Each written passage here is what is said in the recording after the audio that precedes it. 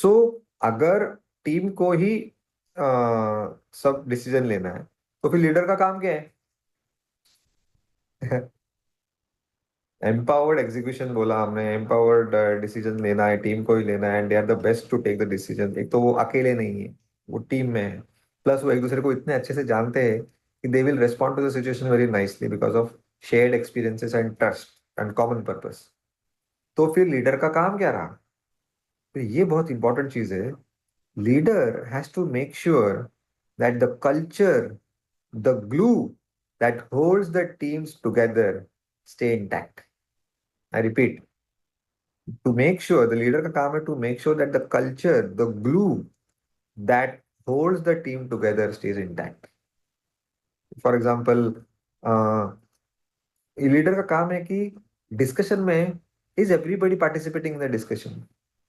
वरना ऐसा होता है ना, कोई बहुत बकबक करने वाला तो वही बोलता है मीटिंग में, बाकी सब चुप रहते हैं और सिर्फ मुंडी हिलाते हैं। जो जो एक्सट्रोवर्ट है, जो आउटस्पोकन है, उसी के आइडियाज लिए जाते हैं। तो लीडर का काम है कि ठीक है, अभी तुम्हारे तुमने तुम्हारी बात कर दी ना, अभी इसको बोलने दो, अभी इसको बोलने दो। तो तुमको क्या लगता है, जो शाय बैठा है सबसे पीछे, वो चुपचाप बैठा है, उसको एनकरेज करो बोलने में।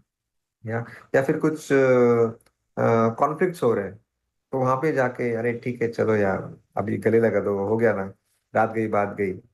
या फेयर एंड जस्ट, किसी लोएस्ट लेवल, किसी ऑफिस के प्यून पे कुछ नाइंसाफी हो रहा है, किसी ने अनाप शनाप बोल दिया, उसको एरोगेंटली बोल दिया, तो उसको बोलने का नहीं, just because he just an office boy, उसको रिस्पेक्ट नहीं देना चाहिए, ऐसा नहीं है। We all are equal in this office. तो ये लीडर का काम है to have to be fair and just in the culture, में फेयरनेस और जस्ट इन जस्टिस लाना।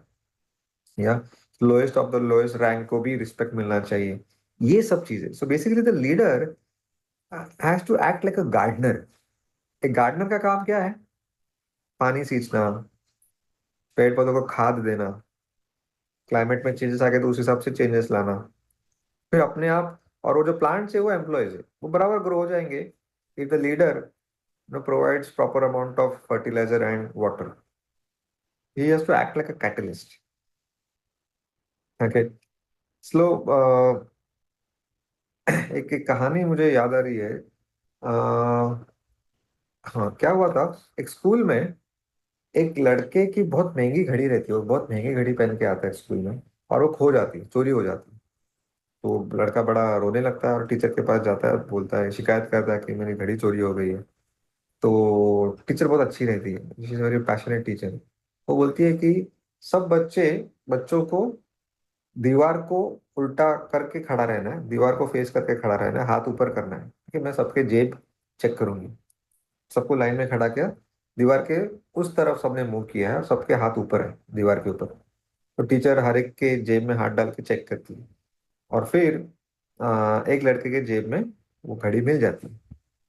ठीक है, तो वो घड़ी निकालती है जेब में से चुपचाप, और फिर बोलते हैं, अरे बच्चों, थोड़ा दूर चली जाती है, बोलते हैं, बच्चों घड़ी मिल गई, चलो आप सब लोग आके खोलो, अब मुड़ जाओ।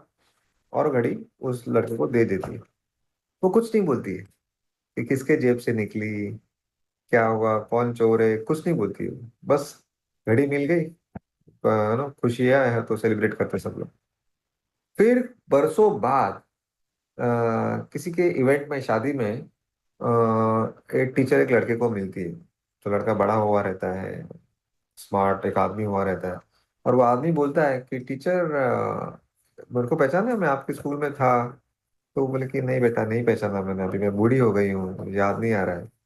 तो वो किस्सा सुनाता है कि टीचर आपको याद है, एक लड़के की घड़ी चोरी हुई थी, तो वो एक्चुअली मैंने चोरी की थी, और वो घड़ी आपने मेरे जेब में से निकाली थी, और मुझे बड़ा बुरा लगा था उस वक्त। पर आपने कभी बोला नहीं मुझे, क्योंकि आप बोल सकते थे पूरे क्लास में कि ये चोर है, इसने चोरी की। आपने क्यों नहीं बोला? तो वो बोले कि नहीं, मैं तुम्हारा चेहरा देख के समझ गई कि तुम शर्मिंदा हो, तुमने जो चोरी की है। तो मैंने सोचा कि बोलने की जरूरत नहीं है। You know, you came to know that you are wrong, आपने कुछ गलत किया है। तो अ, अभी राइट है रॉन्ग है मुझे पता नहीं, पर as a leader, as a compassionate leader, it is a very good example कि या फिर उसको अलग से लेके प्राइवेटली उसको समझा सकती थी, वो भी हो सकता था। But saving the face of the person is the major role of a leader. कि अगर फरीद से कुछ गलती हो जाती है ना, सबके सामने उसको बुरा भला बोलना बहुत गलत चीज है। On the contrary, as a leader I should take the blame, और कुछ अच्छा हुआ तो I should give the credit to him. Okay, so I think this is a very good example. अभी मैंने एक कहानी पढ़ी कि जहाँ पे ना टीचर आंसर पेपर बांटती रहती है, रिजल्ट लगे हुए रहते हैं एग्जाम्स के। तो एक स्टूडेंट बैठा हुआ रहता है, तो टीचर चिल्लाती, रोहित इधर आ जाओ। एकदम चिड़चिड़ी होती, रोहित आ जाता है, और रोहित वैसे ब्राइट स्टूडेंट रहता है, one of the bright students in the class. तो टीचर बोलती है कि ये जो मैंने सम दिया था, जो एग्जाम में था, a² + b² = ये तुम जानते थे ना इसका आंसर बराबर, तुमको आता है ना ये, तो इसका आंसर क्या है बताओ मुझे। तो वो सही आंसर दे देता है, ये जो भी आंसर है। तो टीचर बोलती है फिर एग्जाम में तुमने ये गलत आंसर क्यों दिया। तो लड़का बोलता है कि हाँ मैं शायद टेंशन में था, उस चक्कर में मेरा रह गया, गलती हो गई मेरे से। तो टीचर क्या करती है, उसको, हाँ ठीक है, मतलब तुझे पता है ना ये answer, you have that knowledge. तो उसको वो +2 मार्क्स कर देती है उसको, और उसके मार्क्स 2 मार्क्स से बढ़ा देती और फिर पेपर दे देती। No, I love this story so much कि उस वक्त एग्जाम के दिन वो गलती की उसने, right, but he had the right amount of knowledge, the right knowledge, he new the answer, right. But वो पेपर में उसने गलत लिखा एग्जाम के वक्त, पर अभी उसने बराबर आंसर दिया, तो पर्पस तो सॉल्व हुआ, राइट।